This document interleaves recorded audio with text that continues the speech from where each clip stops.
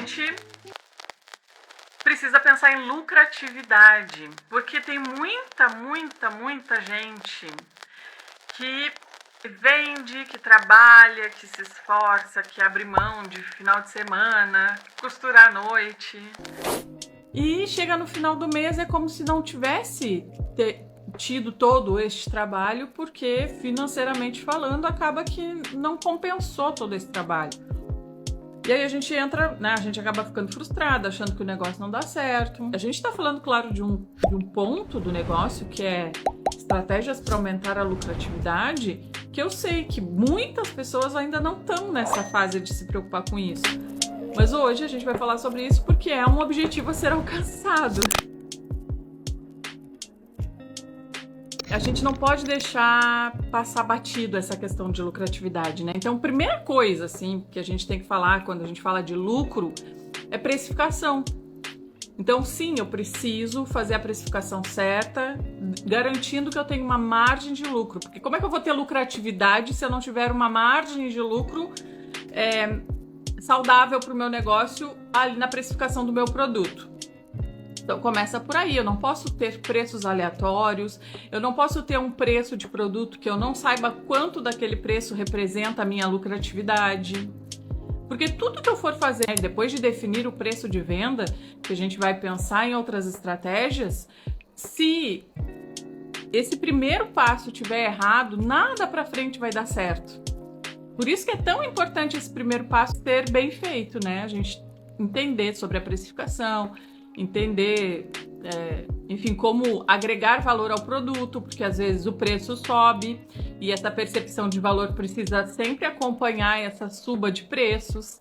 Então, depois de eu colocar a minha precificação com a margem de lucro certa, a segunda coisa que eu preciso fazer, que, na verdade, ela tem mais a ver com marketing e vendas, mas ela está diretamente relacionada a consequência dela é o aumento de lucratividade, porque vai fazer com que eu consiga vender esse produto pelo preço certo. Então, ajustei o preço, muitas vezes vai aumentar esse preço. Eu preciso aumentar também a percepção de valor. Então, eu preciso estudar sobre como apresentar meu produto, o que falar sobre o meu produto, formas que eu posso, né, enfim, usar ali na minha comunicação para que eu consiga vender esse produto pelo preço certo. Porque tem muita gente que o único argumento de vendas que consegue usar é desconto.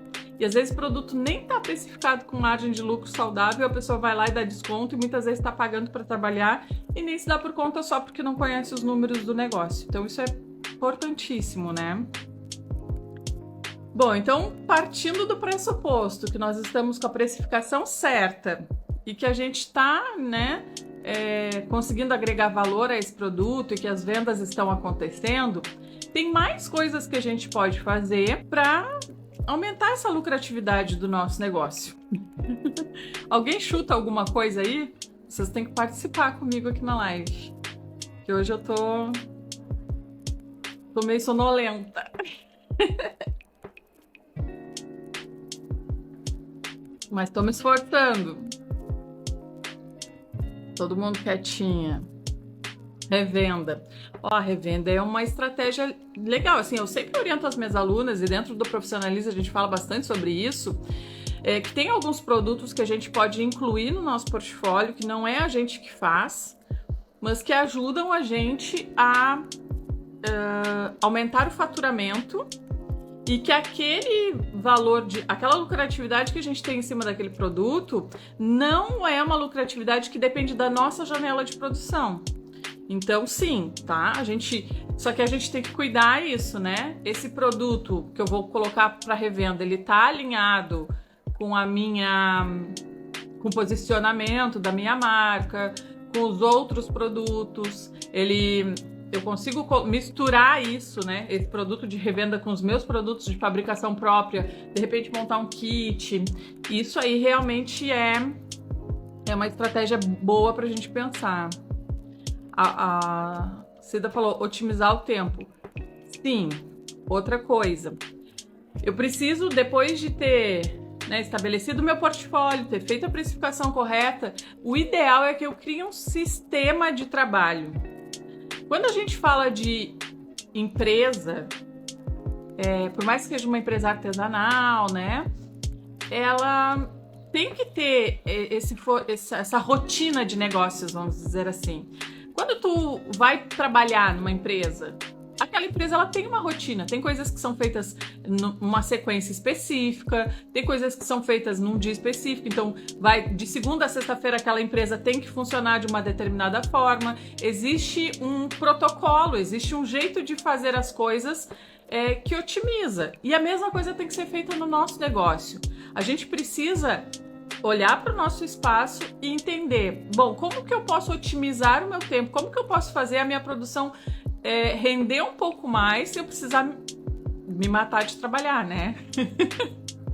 Então, isso vai ser a soma de um portfólio eficaz,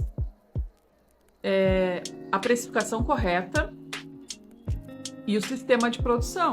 Então, se eu me organizo, né? Se eu já começo a minha produção sabendo exatamente qual a sequência que eu vou seguir, para no final do dia eu ter um volume de produtos que me dê um resultado financeiro um pouco maior, isso também vai aumentar minha lucratividade, porque todos aqueles produtos, eles têm a margem de lucro, né? Eu vou falar uma coisa aqui que é básica, né? Todos vocês já devem saber, mas faturamento é diferente de lucro. Faturamento é todo aquele dinheiro que entra na empresa, descontando todos os custos, a gente tem a margem de lucro. Então, essa lucratividade, sempre que a gente consegue aumentar um pouco o volume de vendas, nem que seja uma peça a mais por dia, gurias, isso vai fazer diferença na lucratividade. Outra coisa também que aumenta a lucratividade é a gente, além de otimizar o tempo, otimizar o aproveitamento do material. Então, a gente tem que pensar em produtos, por exemplo, o sapatinho é um produto que eu chamo de produto coringa. Primeiro porque no final da venda sempre acabo mostrando meus sapatinhos, desde sempre, né? Mas também porque a gente consegue aproveitar muita matéria-prima com esse sapatinho.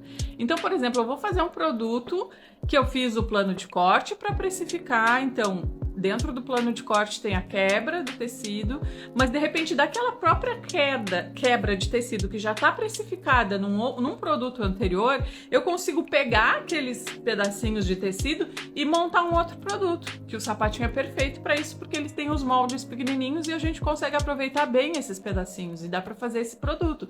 Esse produto eu vou precificar também o tecido nele, né? Porque a gente tem que fazer essa precificação, mas se tu parar para pensar, esse tecido já foi pago lá na outra peça e eu consigo, então, aumentar um pouquinho a minha lucratividade porque eu estou reaproveitando um material.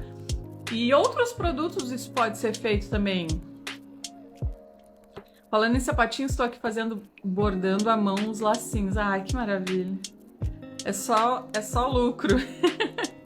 Sim, porque a gente pode pegar pedaço, por exemplo, retalhinho de manta. Os lacinhos também são boas peças, assim, pra gente fazer esse reaproveitamento.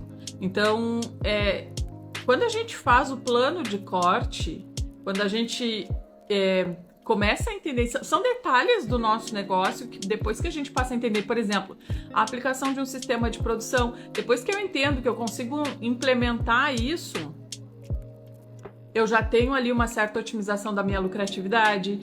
Se eu tenho um portfólio que eu pensei nesse portfólio, eu consigo fazer plano de corte de todos os meus produtos, eu consigo fazer compras. A hora de comprar, a hora de comprar é um fator assim, ó, primordial para a lucratividade do negócio. Não é só a hora de vender, a hora de comprar também. Então, se eu compro o tecido já sabendo, né, o que eu vou fazer com ele, se eu tenho os meus produtos todos já planejados dentro de um plano de corte, então quando eu for comprar o tecido, eu sei que, enfim, como que eu vou aproveitar aquele tecido já de uma maneira prévia. E eu consigo fazer essa otimização, eu já consigo aumentar ali um pouco a minha lucratividade. Então são ações que a gente pode fazer no dia a dia que no final do mês me fazem gastar menos matéria-prima, ficar com menos matéria-prima parada no estoque, enquanto o dinheiro está fazendo um giro mais rápido. Muita gente vai pensar assim, Carla, mas eu não vendo. Como é que eu vou aplicar isso que tu tá falando se eu não vendo? Gente, a gente tá falando o caminho que é o ideal para tua empresa. Se tu não vende, alguma coisa tá precisando melhorar. Então, se eu tô falando de coisas que estão ainda além do momento que tu tá vivendo, significa que tu precisa construir uma jornada em direção a isso. Porque se tu não consegue nem imaginar isso ainda no teu negócio, tu ainda tem uma jornada para construir. Mas pelo menos tu tem um norte, tu tem uma direção, tu tem um objetivo. Porque não dá pra gente ficar trabalhando sem saber o que a gente tá fazendo. Quando a gente tá falando de negócios, a gente tem que ter objetivos claros. Porque senão, por que eu vou trabalhar todo dia se eu não sei nem o que eu tô construindo?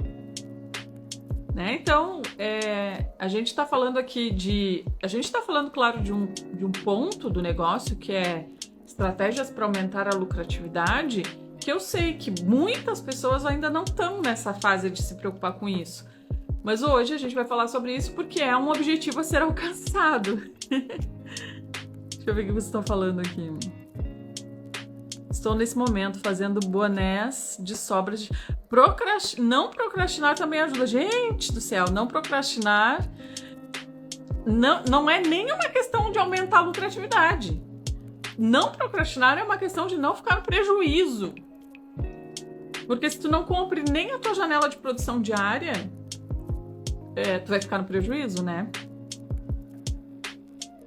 Isso ainda é mais importante.